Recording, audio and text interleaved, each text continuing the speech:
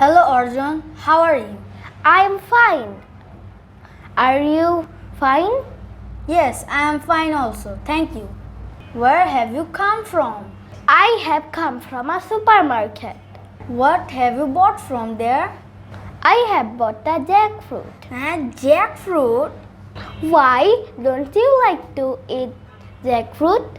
No, I don't like to eat jackfruit. Why? It is our national food. It looks very ugly. I don't like its look. No, don't think like that. Jackfruit is a cute fruit. It is little bit big. Is it tasty? Yes, of course. It's tasty. Why do you think so? I think jackfruit is really good for our health. It is tasty too. Why is it good for our health? If you eat jackfruit, it will help you to digest your food. Your skin will glow. Even it has calcium. So we must eat jackfruit. We get this food in summer.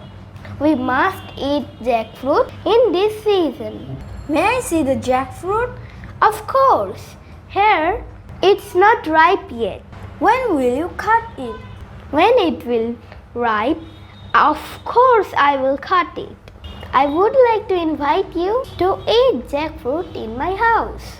I'll come for sure. Thank you so much. I'll call you. Okay dear, bye.